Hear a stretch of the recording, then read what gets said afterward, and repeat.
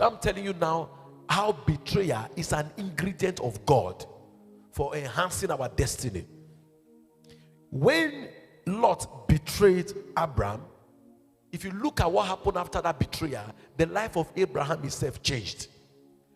God saw that Abraham 13 verse 11 to verse 16 that I tried to read just now. He said to him, he said, look westward, look every other part.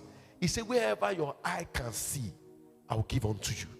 Even to where the Canaanites dwell, I'll give unto you. That stands to reason that your next level is tied to every event of betrayal.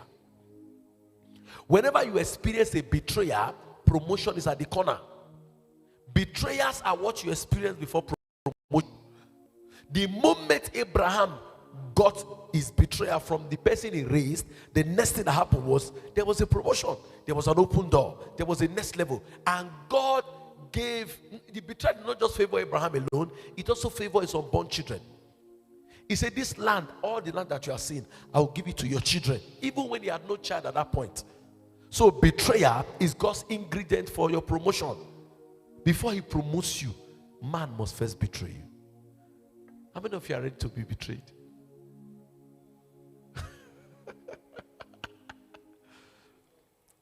I'm telling you the truth. All the scriptures I will show you, all the people that are involved, they were first betrayed before they were promoted. Listen, it is an ingredient that you must have. It is a requirement for promotion. Betrayal.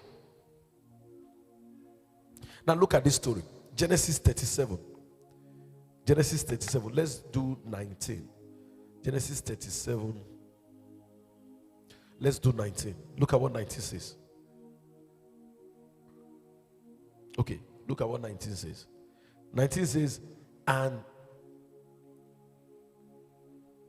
they said to one another, behold, the dreamer cometh.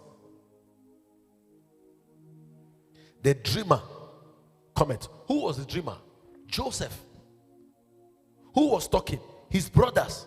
They said, behold, the dreamer cometh. The dreamer is coming. Now watch this. Joseph was sent to carry food to his brothers. Was sent to go and check the well-being of his brothers.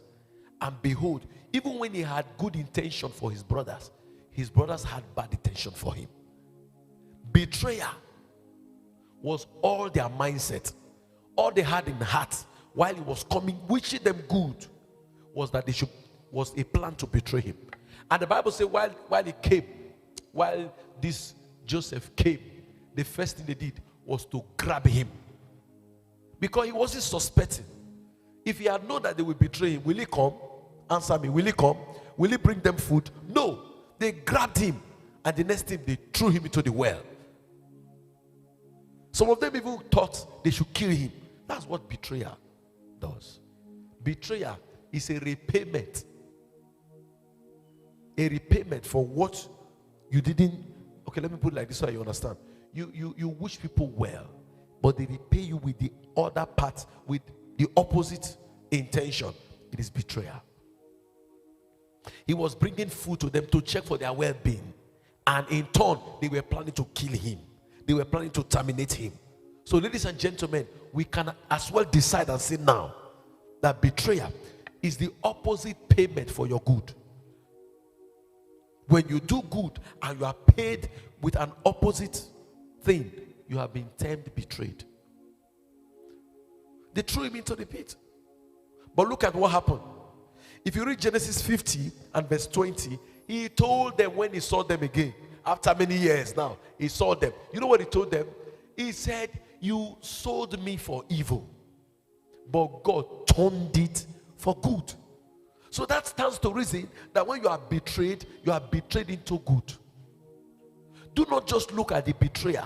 Look at what is available for you. Do not look at what has been done to you. Some of you are looking at me now, family has betrayed you. Some of you are looking at me now, friends have betrayed you. Some of you are looking at me now, loved ones have betrayed you. Because betrayal cannot be given to you by enemies. Enemies cannot betray you because you already have an expectation that these ones are enemies. Betrayal can only be found among your friends, your loved ones, people that have access to you, people you have given your heart to. I don't know if you understand what I'm trying to say, ladies and gentlemen.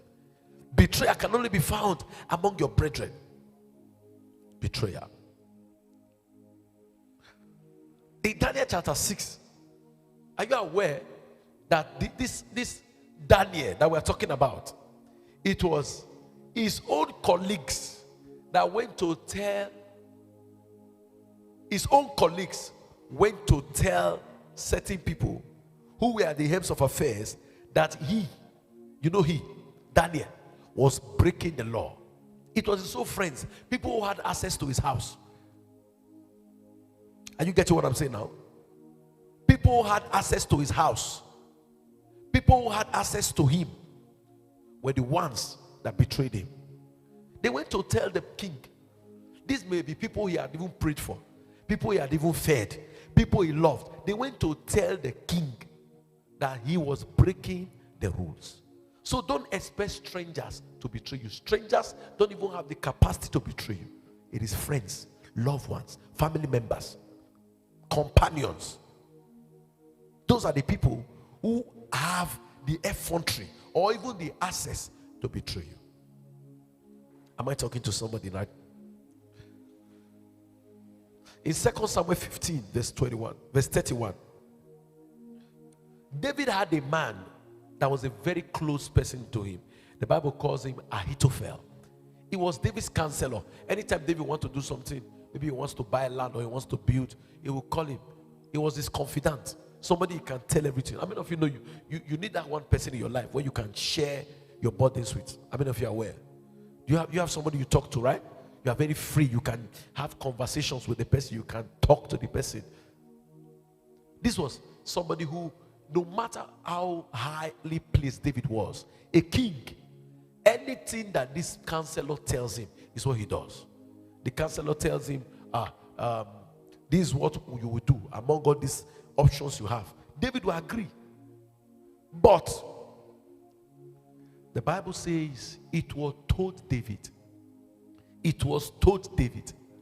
that Ahithophel had left his camp and has gone to join his enemies. David broke down and began to cry. They told him, they said, this man who is your confidant. That is why it is very, very glaring when you see people you are confident or you are confident to tell your heart. You see them sit with your enemies or your haters. There is a way it does to you. Am I talking to somebody here? You are not comfortable with them anymore, because if you can share everything with them and you are still seeing them in the camp of your enemies, you limit what you share with them now, because you don't know what they will tell your enemies. Am I talking here now? So David felt afraid. In fact, David had never felt afraid like he felt afraid when he saw this man they call Ahithophel in the camp of his enemies. David felt afraid. David was panicking. You know what David did? David went to start praying. For the first time, you saw David went to pray. So when you see people you call your friends also being friends with your enemies, be careful. Be careful. In fact, begin to draw a line between your relationship with these people. Be very careful. David went to God and started praying. David said, because David knew that Ahithophel knows everything about him. And David started praying. What was the prayer point? He said, turn the wisdom of Ahithophel to foolishness. That means everything he knows about me, even if he's trying to use it against me, let the thing work for my good and work against them. Because the fastest way for your enemies to catch up with you is what they know about you. He said, turn the wisdom of Ahithophel to foolishness. Because he felt betrayed. Kings can be betrayed. Nobles can be betrayed. Even the least commoner can be betrayed as well. And betrayal has this hurt. It's like piercing a knife inside the heart of a person. Betrayal. It is disloyalty to the highest order. Am I talking to somebody here? David felt betrayed. No wonder in Psalm 41 verse 9, You will see David cry. He said, yea, my own familiar friend, in whom I trusted, which I did eat with in the same plate. He said, he has betrayed me. My own familiar friend, whom I did trust, who eat with me in the same plate, has betrayed me. Ahithophel was, he was, if you look at the Bible, you discover that David would have been responsible for Ahithophel and his family life. David was paying school fees for Ahithophel's children. David was feeding him, not knowing that the money was given to him, he was using it to connive with David's enemy against him. This is betrayal. This is betrayal. But look at what happened. Even in the midst of all this betrayal, God gave David a promise. He said, I will make sure your lineage has no end. That's why today you can't defeat Israel. These are lineage of David. Look at. You know when in Revelation 5, when the angel or the elder is talking to John the Beloved, he didn't say the root of Abraham. He said the root of David. The root of David is to tell you that betrayal has a way of promoting people. It's an exam you must write as a Christian to be promoted. Betrayal. It's an exam. You must write it. It's compulsory. If you have not been betrayed before, get ready. Because friends will betray you. Family will betray you. It's not a prophecy of doom. It's a reality of life. Am I talking to somebody here? And then you start hearing people ask the question, can we avoid betrayal? You start hearing people ask this question. Can we avoid betrayal? Must we be betrayed at all? Can we avoid betrayal? Must we be betrayed at all? If God wants to promote us, must He allow people betray us? Before we start answering that question, I want you to think. Who did you share your secret with that you heard outside? That is betrayal. Who has taken what you did for them and turned it against you? That is betrayal. Who has camped with your enemy despite how close or how the proximity both of you enjoy is? Who has taken you as a person and open you to the enemies for attack? Do you know that most of the things that happen today have their roots connected to betrayal? Number one, you see people who are kidnapped. Deep down, someone among the family member has sold that family out or sold that person out. Sometimes you hear the gate man. Am I communicating? Sometimes you hear the gate man. Sometimes you hear the brother. Sometimes you hear the sister. Sometimes there is always somebody among them that sells them out. Betrayal. But when we take betrayal as an ingredient, because what consoles you when you are betrayed is when you look at it as God's ingredient for blessing you. If you think I'm joking, just take a prayer, like very simple prayer when you leave this service. Lord, expose those who are around me and have evil intention against me. You'll be surprised. Just pray this prayer after service. You'll be surprised. That even the person you are talking to that you think is your confidant is chatting with those who want to terminate you. It's chatting with those who want to betray you. Because sometimes what paid you is not the betrayer. I will tell you. It's the love you showed that was paid with hate and evil. That's what pains you the most. Am I correct? It's the love you showed. You start remembering. You start remembering that you went your way out to make sure this person gets to this level. So how come will the person pay you back with this kind of, It's not even the event alone. You start thinking, that's even what pains you most. So you mean people can be treated fairly and treat you back in an ill manner? Betrayal. But what encourages you is when you start seeing betrayal as an ingredient for transformation, an ingredient for upliftment, an ingredient for open doors, an ingredient for next level. Betrayal becomes an ingredient. It's okay. It's one of those things. It's the exam I have to write to, But the deficiency of betrayal is that the ability to open yourself to help people dies. Am I correct? Am I correct? You will no longer be as welcoming as you used to be. You will no longer trust the way you used to trust. Am I correct? You will no longer feel free with people anymore. Even those who ought to enjoy the benevolence that others were enjoying, who have betrayed you, who have not betrayed you rather, you will not give them that opportunity anymore. Let's say as a family, you know there are a lot of. I grew up in a house where I didn't actually know the children my mom gave birth to until I was older, because I grew up meeting a lot of people in my mom's house. People that, and in the family where I grew up, we used to share food on the ground. How many of you have experienced that one? You share food on the ground, different plates. Is there anybody here who still experiences that? Anybody who still experiences that? Answer me. Anybody who still share food on the ground? If you're in the family where they still share food, let me see your hand. That's 1, 2. Oh, I enjoy that. 3. Oh, 4. You share food on the ground for children to choose. The first son will choose. In fact, it's even a way to train a child to respect senior. I don't know if you get what I'm saying. You know somebody is your senior, you will choose first. And that's why you see people start learning prophetic. You know, some plates can be very deceptive. Some plates will look flat, but it's loaded. So from one side, you just observe. Holy Ghost, talk to me.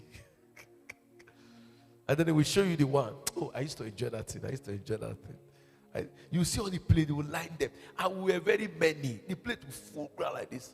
And then they start splitting meat. They start splitting the fish. If it's 4 long fish, split. For head, they don't used to split head. They will leave the head. Because they feel head has nothing to show. Sir, if you know head, you will understand. Head is actually headquarter. How many of you know head? Head of fish. There are some. Jesus. So they will split on the ground like that. So I actually grew up, in the midst of many people and experiencing that. And it was quite a wonderful way of life. And then when I was growing up, I started accepting people in my house, a lot of people. At a point, I can tell you, the highest people that would live with me at the same time, 23 persons. We were 23 in the same house. They were living with me. When we are cooking, you'll be surprised. We cook like burial. You get what I'm saying now? So I started experiencing something that I had to think back. So you mean my parents or my mom was experiencing this as well? You can feed a man for 3 years. If in one day you didn't feed that man, he will forget the 3 years you fed him. How many of you know this? But you can feed a dog for 3 days. He will remember you for 3 years. Anytime he sees you, he will shake your body. It may just be only biscuit you drop for him, that dog. He will shake his tail anytime he sees you. So I noticed, I said, wow. I started experiencing, you will give all yourself for people. Sometimes you have to stay out of food so that they will eat. But they don't have iota of appreciation. They don't see what you sacrifice. They feel it's a normal thing. And one way you know these people is when they start taking right or privileges as right. They start thinking they deserve it. They deserve it. Some of these people, I didn't even know their parents. They start thinking they deserve it. What is there? You just come home anytime they come. One day I did a test. And this test was was actually what broke the camel's back. I'll share with you. I have a guy in Kogi that used to bring monkeys for me. I like animals. So he will bring monkeys, bush thick forest monkeys. He will bring them for me. So anytime he brings them, I'll start taking care of them. Somebody will need them. I'll say, okay, you need take. Because the guy brings it for me. Almost free. I just give him money for transport. He'll bring small monkey. I'll start training them. Sometimes we'll have 3-4 monkeys at home. So one time he brought two small ones, and they were different species. They were very fine. I said, how did you get this one? He said, man, we had to go into the deep forest. These ones have never seen human beings before. I said, wow, I like it. So I was traveling. So I called some of the people that were still with me. I said, come, I beg you in the name of God. You guys don't do anything here. Most of the things, I know a few persons who do them. But see, this monkey, let me take care of it. They are still very young. Let me take care of it. Make sure you guys are watching it. You can be doing whatever you're doing, but just once in a while, come and check it. I dropped money at home for them to cook and everything, and I traveled. Before I came back, the monkey was dead. What killed the monkey? The monkey tied itself with chain, strangled and died. They were not even aware that the monkey was dead. These are people, if they are sick, you will run a tasketa on them. These are people, if they are hungry, you will run a tasketa to make sure they eat. You give them a little task. Help me take care of monkey. Just take a check. So once in a while, check. So that when it's entangled with chain, you can lose the chain or whatever. I don't know if you get what I'm saying. And I asked them, are you guys aware the monkey is dead? They said no. Which of you checked? He said none of them checked.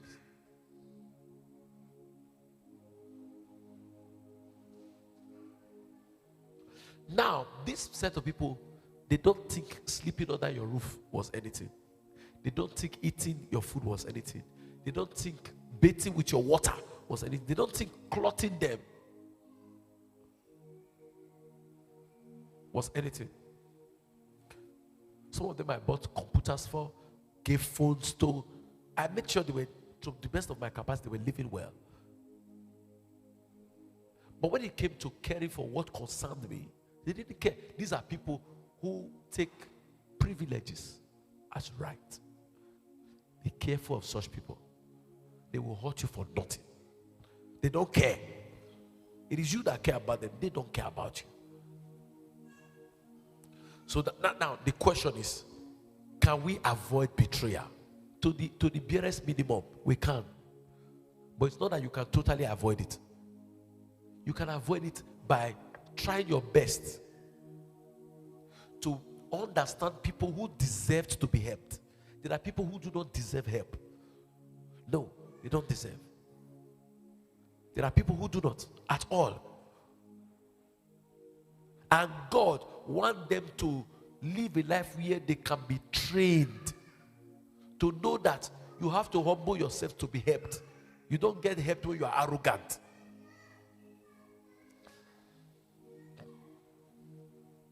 You don't get helped when you are arrogant. You get help when you humble yourself.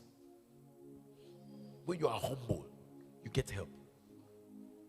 God wants these people to learn it. So don't promote them out of an exam they need to write for themselves. They should learn to be humble before they are assisted.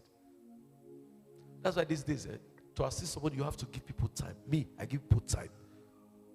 You have to go through some level of test, trial, before you can be gratifically assisted.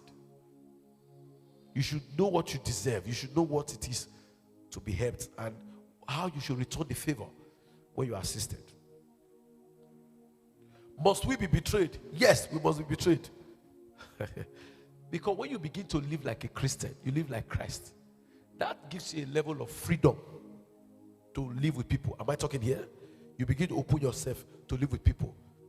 And as you are opening yourself to live with people, people take it for granted. And they return to you a negative energy different from the positive one you have given to them. Is there anybody getting blessed this morning, this evening? This is how people live life. Because see, if you don't have a heart when you are betrayed, you want to kill yourself. Suicide will be a choice. Like when in a relationship where you have dedicated yourself in the relationship so much to the extent that you say, this relationship must end the marriage. It must end the marriage. This thing, now marriage will go. And the guy just walks away from your life. Have you seen something like that? Betrayal, you get betrayed. He walks away.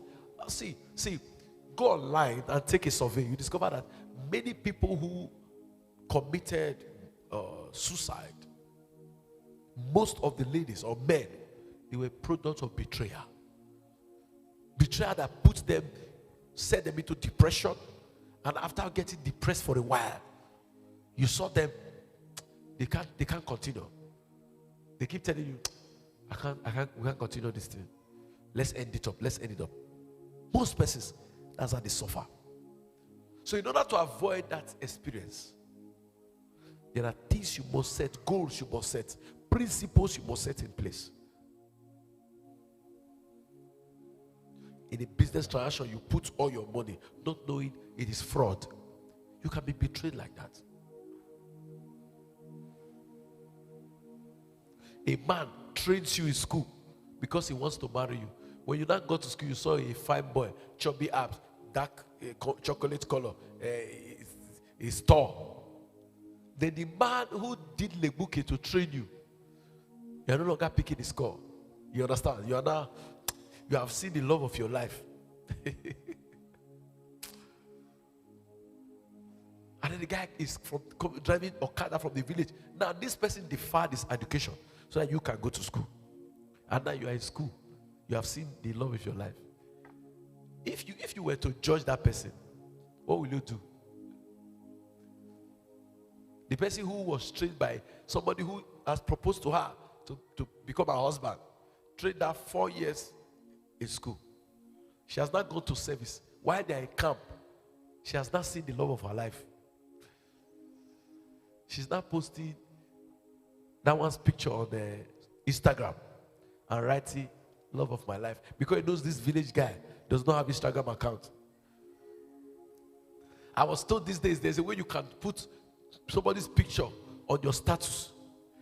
Your fiancé is not aware. He will see that picture. You will hide it from him. He's scrolling. The guy is scrolling. And he's seen his picture and he's encouraged, not knowing that you have duped him. How many of you have heard about that? You've heard about it, right? You'll be seeing your own face. And you're encouraged, say, yeah, my love is putting my picture. Not knowing you are the only one seeing yourself. You are looking at a mirror. You are seeing only yourself. You are not seeing. And the real one, and the one your girl want to show to the world is the one everybody's seeing. And someone is calling you. Why is your fiancé not putting your picture on status? You say, that's what I tell you, break marriage now. See now. And then you are seeing only your face, only your face, only your face. And the guy opened his status. You open your own. Now my girl number be this now. You say yes. Okay, why? Why? Why am I not seeing my face? They have used you. They have used you. Betrayers are everywhere. So, but you must make up your mind to reduce it to the barest minimum. Least you become a victim. And now when you are going through depression and all of that, those betrayers, they don't care. Look at Jesus. Jesus, see, if this thing was not subject that we ought to reason in church, Jesus would not have allowed them put it in the gospel. He said they were eating together. They were what? Eating. That's to show you how close and intimate they were. Yet, he said to them, one of you eating with me now will betray me. While you are assisting whoever you are assisting, the person, because betrayal is founded by greed. Greed is what founds betrayal. Jealousy, envy. The person is thinking of how he can overtake you. You are the one giving the person food. But in his mind, I have to be bigger than this person. How do I get bigger than this person? Watch this. I took somebody and I took the person to a place in Benin to pray. We went to pray for a man. This man is rich. God bless him. He was doing well for himself. Him and his family are abroad now. Went there to pray. We're through praying. So I excused the man because I had a personal message for the man that I didn't want the family to know. It was a weakness of the man that needs to be addressed. So I excused the man. Before I came back, I never knew that the person I carried with me was collecting the man's wife's number. And it was just there as a backup prayer. It's not that he didn't lead prayer, he didn't do anything. He was asking the man's wife for the woman's number. That there is something God just told him here now that he wants to share with the woman. Now, this man and the woman, the couples believe in me so much and believe in the God that I carry. And then, after a couple of months, this guy started trying to, penetrate into the family. Maybe he saw how wealthy the family was and thought there was need for him to collect this contact from me. I didn't bother. I didn't even know. Life kept going on. It was a couple of months later that the man now told me that this guy I took with me has been calling them. First of all, let me ask you a question. If it is you, how will you feel? No, let's be truthful. Sir, I can tell you here, anywhere I go to preach, anywhere, I don't collect anybody's number. If you invite me to preach in your church, I took it as a point of discipline, to discipline myself. People will come to the car and they start saying, hey, sir, can I get your number? How many of you know that? When we go to preach, that's what happened. When they see maybe the power of God move, they are like, wow. They will leave their pastor in church and then come out to go and call them. Why do you need my number? No. Some of them will say, we just want to call you for prayer. I say, no. Meet your pastor. Your pastor will give you my number. Obviously, I know the pastor cannot give them my number. It's just a way to disconnect them. It doesn't make sense. How can you be calling somebody's church member? Alpha, I saw this vision for you. Which vision? I mean, you want to bellow? What vision are you saying? Doesn't make sense. Betrayal, even in church. So sometimes, even people who you ought to take to somewhere, because of what number A has done, will you do for number B again? No, everybody now look. Even if the person is trying to love you genuinely, you are not skeptical. Like, that's what that one fed do. Sometimes it's even better to take strangers that after the meeting, both they go there, you go on your own. If you want to avoid betrayal, never take even your best friend to where you see honey. Because while you are not there, they will go behind you and get the honey. That's wisdom. Be wise. It reduces betrayal. Be wise. Sometimes some pastors where you carry them to go to somewhere to go and preach, they will want to build a connection with the person so that they too shall be invited. I don't understand. It doesn't make any sense. It doesn't make any sense. I went to South Africa, me and a man of God. We preached in 18 churches. 18. He was preaching. He will preach. I will preach here. He will be preaching there. Before you know, as I'm done, I will come to where he was preaching before he will come. We preached in how many churches? 18 in 2 weeks. While we were done, they called him to tell me that they want me to come back in less than the visa was 3 months. That first visa, 3 months. They wanted me to come back. They called him because I didn't give anybody my number. It was 2 of us that went there. They wanted me to come back instantly. They paid tickets and everything. They said, that man of God that followed you here wants you to come back again. And you get what I'm saying?